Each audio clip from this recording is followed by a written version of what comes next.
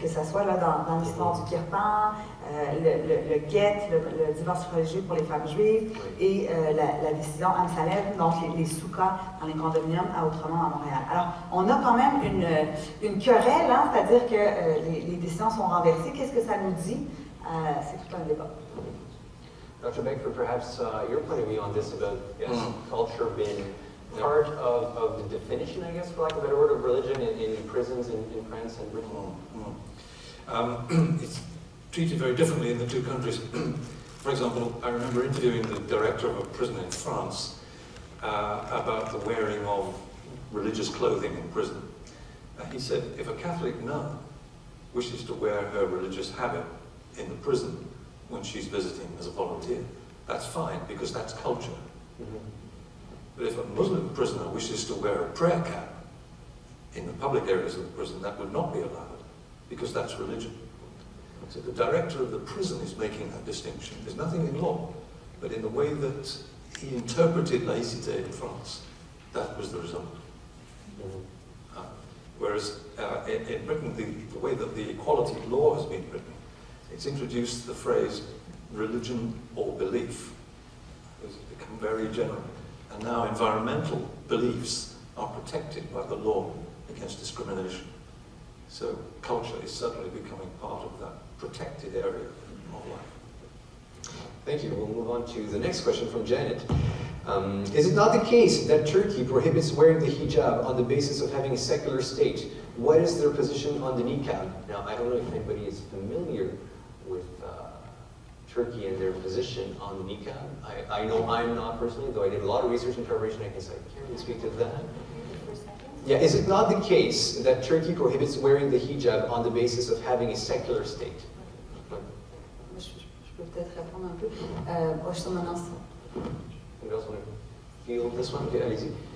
So we have this case on the hijab, the decision Naila Sahen, qui provenait là, qui s'est rendu jusqu'au niveau européen, et on plaidait justement la liberté de religion, cette jeune femme qui voulait porter le hijab pour étudier la médecine. Et en fait, c'est sur la base là, purement du document constitutionnel, donc la Constitution turque, qui prévoit la laïcité. Et on lui a refusé l'accès en toute légitimité, en toute légalité aux universités en Turquie. Alors, je ne connais pas de décision sur le niqab, mais a fortiori, hein, si on ne peut pas y aller avec le hijab, c'est sûr qu'on ne pourrait pas avoir accès aux institutions publiques avec le niqab. Je crois que c'est assez clair. Et c'est une décision quand même assez controversée. Qui a jurisprudence à l'intérieur de la communauté européenne, c'est-à-dire dès lors que la laïcité est constitutionnalisée, comme la France, comme d'autres, alors à ce moment-là, c'est permis d'empêcher l'accès même aux universités avec le hijab ou le niqab. Merci. Very good question. Next, question from Nadia. In cases where health protocol directly impacts religious ritual, i.e. shaving of arms to prep for an IV, who should be responsible for ensuring medicinal protocol does not conflict with religious ritual? Should the responsibility fall on the patient, the medicinal staff, or third party? Please speak to the practical implications of this. I think this is a question for you.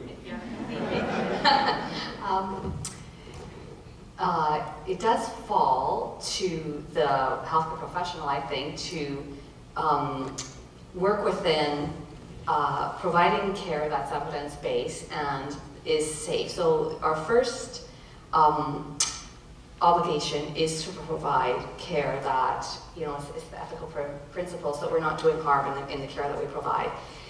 That is a point of negotiation. So if a healthcare provider is with a patient and the patient is asking for something that, you know, what we deal with all the time with our students when we're teaching is, are they expected to know every possible healthcare religious practice? You know, that's all they would be learning in their whole program if that's what they were expected to know. So we really are encouraging, in a practical sense, I love that last part of your question, how does this work practically, is this negotiation, the healthcare professional's responsibility is to understand and inquire what the patient's, you know, explanatory worldview is. So whether that's religious-based, cultural-based, there is this emphasis that the healthcare professional should be finding that out. As soon as possible, but for some time, you know, time is of the essence, and Yes, you got to and- make a decision. Yeah, and so there you would be saying, what are the most common types of religious prohibitions or practices you might experience in your particular healthcare setting? So if I was working in a certain hospital in Surrey, I would know I would have a lot of sick patients, and so that would behoove me to know what I might come up against. Right. So is there some anticipation to it, for sure? Perfect, thank you. Good question, and good penmanship as well, so much appreciated. Wish I could say the same for the next one. Can you elaborate, and this is a question for Dr. Warner actually, can you elaborate why a political belief cannot be considered a religious belief in the OHRC, the Ontario Human Rights Commission would assume? In the early part of the 20th century in Canada, Canadians identified religiously as socialists in the religious question of the census, notably in 1911. This is a very well thought out question. One would believe some people may still identify as such today in terms of religious/political, sincerely held philosophy. Okay.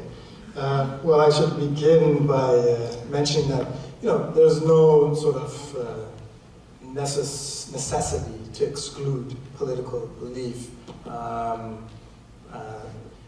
Other provincial human rights code do explicitly include political belief. They have belief and creed and religion, all referenced in this as a kind of basket of terms.